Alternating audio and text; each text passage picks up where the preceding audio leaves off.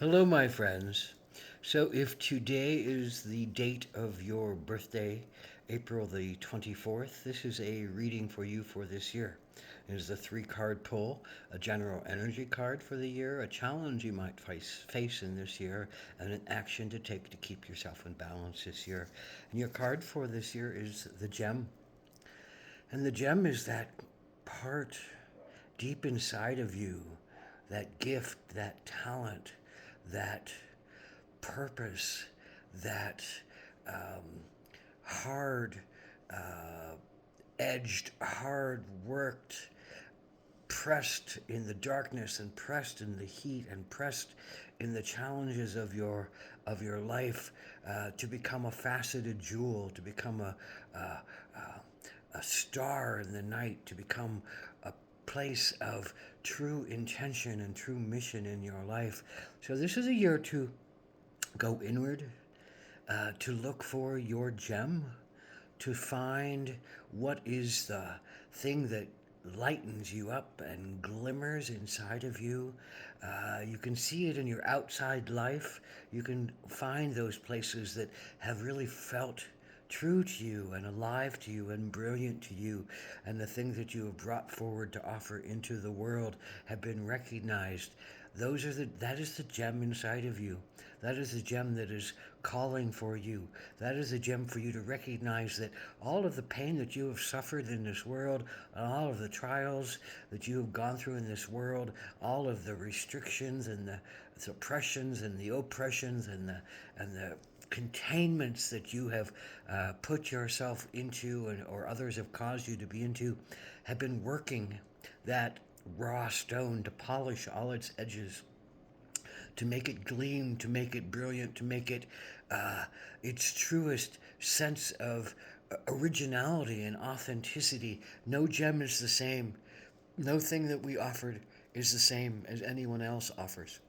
So we are the gem, and we are called to bring forward that gem into the world, to offer it to the world, to find its value in the world, to sense its uniqueness in the world, in the gift that it has to give to us in the world. So the gem is that calling inside of you. Maybe you don't even recognize it yet. Maybe you know deeply what it is, but you're working on how to bring it forward, how to recognize it, appreciate it, and bring it forward into its glory, into its use in the humanitarian world of being, into its place of true power and true gift into the world. So the challenge for you this year is going to be the Six of Swords. And the Six of Swords is all about, well, the swords are about the mind. So this is a mind card about how much you have learned in your work and learned in your being of how to progress in the world and how to put your thoughts across so that others can understand them and others can take them to heart. So this is a card. The sixes are about the heart.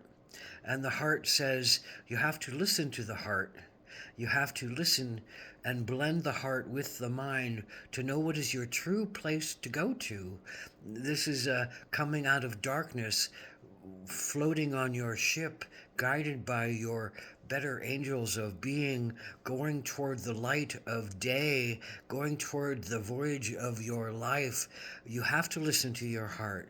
You have to blend your heart with your mind. And your mind, the Six of Swords, a mind card, your challenge is to listen to your heart and not just to go off because your mind says, well, this is the right thing to do. But is it the soul right thing to do? Is it the right thing for the gem that's inside of you to do?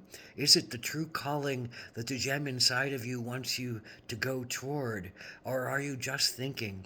So the challenge is to work with your thinking, work with your analysis, work with all the work that you have done to become brilliant in your mind, but merge it with the brilliance of your heart and merge it with the brilliance of your feelings and your compassion and something bigger than just yourself. Because this is Sixes of Swords are about sharing with others and about bridging with others and about merging the mundane with the spiritual on the physical plane and enacting your life out of it and enacting your healing and your mission out of it.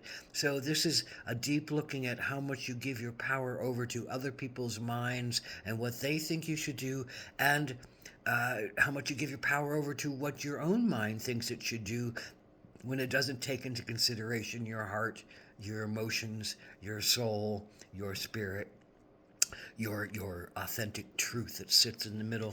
And so the action that you need to take to keep this in balance is the deer. Keep being gentle on yourself. Keep being open and loving to yourself. Keep being open and loving to everybody. The deer is a gentle soul. The deer is a powerful soul of love and nourishment and family and play. And it is an herbivore. It just eats the grasses and eats the leaves and moves forward in this gentle way and runs from the hunters and runs from all the beings that may hurt it, because it knows that it is easily hurt by others. But you can't keep hurting yourself. You have to love yourself. You have to give yourself grace. You have to give yourself love. You have to give yourself patience. You have to give yourself kindness. And to give yourself kindness means to take you often out of your head and put yourself back in your body. Put yourself back into your place of being. Do tender things for yourself. Do tender things for your nurturance. Do tender things for your playfulness. Do tender things that bring out the gem inside of you and let it shine. Because that gem, though it is hard, is one that has understood through compassion the pain that one must go through in order for the gem to come forward. So the deer says, be kind to those parts of yourself that are still pushing and prodding and angry and determined and possibly revengeful and possibly detrimental to your own being, because they don't think about the heart, they only think about the mind and getting ahead and succeeding and being at the top of whatever mountain they wish to climb. And until you merge it with your heart, merge it with your compassion, merge it with your sense of work that you have done, and look at others from the same framework. Until then you might just stay in some very painful places. So this is a year of getting out of your pain, a year of looking at the progress you've made, the challenges you faced, and what is created in you a beautiful and brilliant place of giving and understanding and compassion, where your gem can shine into the world. So this is a great time of looking at the inner gem and comforting it and holding it close and letting it help you decide what is the route that you need to take, that is not just about your mind, not just about your authority, not just about your sense of rising above and conquering some mountain, but recognizing the mountains that each of us have to climb and finding that compassion that must dwell inside of you and all of us in order for us to become the biggest and brightest human spiritual diamonds that we can possibly be. A